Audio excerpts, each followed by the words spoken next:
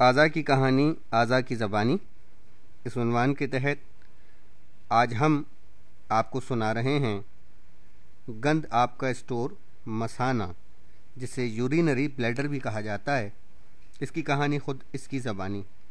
آئیے سنتے ہیں مثانے کی کہانی، مثانے کی زبانی۔ آنکھوں، زلفوں اور ہونٹوں کی طرح میرے قصیدے نہیں پڑھے جاتے، اس لیے کہ میرے اندر واقعی کوئی حسن و خوبصورتی موجود نہیں ہے۔ یہ الگ بات کہ انسان سب سے زیادہ میری ہی بات مانتا ہے۔ کوئی تقریب ہو یا انتہائی ضروری میٹنگ، کلاس روم ہو یا کھیل کا میدان، میں آپ کو مجبور کر دیتا ہوں کہ مجھے جلد از جلد خالی کیا جائے۔ میرا بر وقت خالی ہونا اتنا ضروری ہے کہ آپ کو بچپن ہی سے یہ تربیت دی جاتی ہے کہ آپ میری بات مانیں، ہر کام چھوڑیں اور مجھے خالی کریں۔ میں ہوں آپ کا مثانہ، یورینری بلیڈر، اور اپنا حکم منوانا جانتا ہوں۔ اکثر لوگ اپنی آنتوں کو نکاسی کا سب سے بڑا نظام سمجھتے ہیں، حقیقت اس سے ذرا مختلف ہے۔ انسان کو قبض ہو جائے اور یہ کیفیت کئی دن بلکہ کئی ہفتوں بھی برقرار رہے تو زندگی کو کوئی بڑا خطرہ لاحق نہیں ہوتا۔ اس کے برعکس اگر کسی وجہ سے میں یعنی کہ آپ کا مثانہ جسم کے فالتو پانی، نمکیات اور دوسرے زہریلے مادوں کا اخراج بند کر دوں اور یہ کیفیت چند دن برقرار رہے تو زندگی کو شدید خطرات لاحق ہو سکتے ہیں۔ جب میں بھرا ہوا ہوتا ہوں تو ایک چھوٹے سے غبارے کی طرح نظر آتا ہوں جس میں پانی بھرا ہوا ہو۔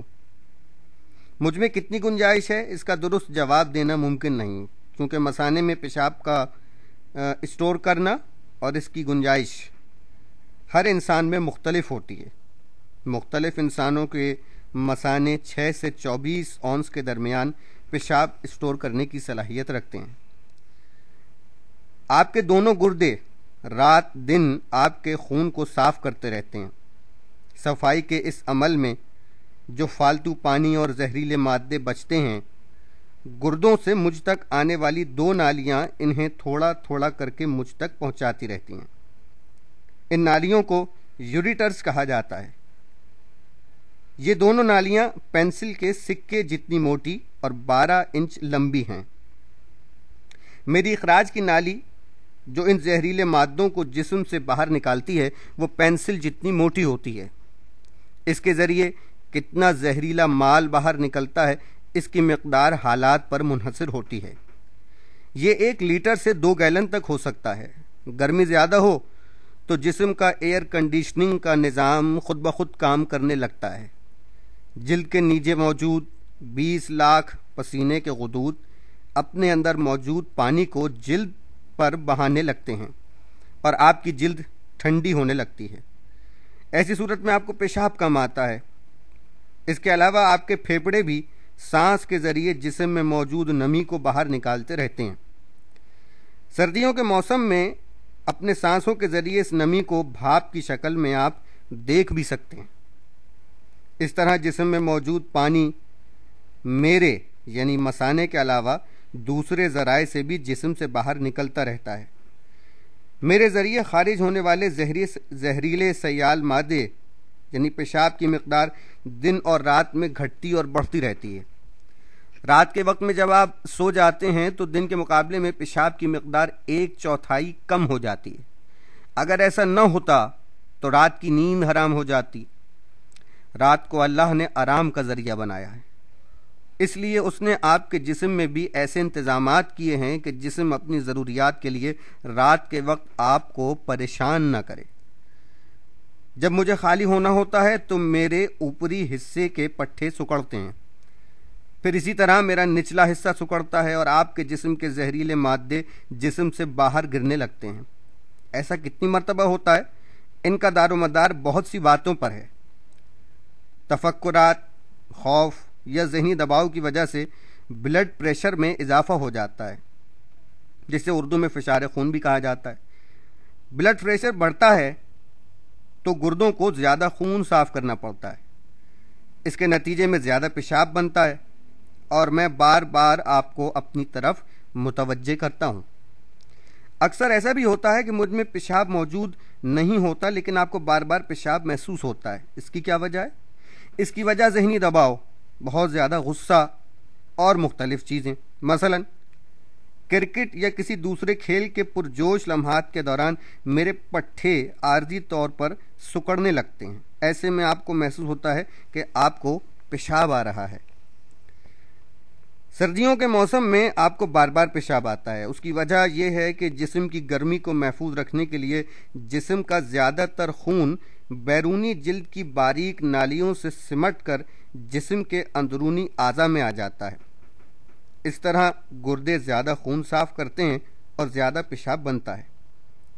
سردیوں میں پسینہ پیدا کرنے والے غدود پسینہ خارج نہیں کرتے، اس لیے بھی جسم کا اضافی پانی گردوں کے راستے مجھ تک آتا ہے۔ غذا میں استعمال ہونے والی بعض چیزیں بھی مجھے ضرورت سے زیادہ متحرک کرتی ہیں۔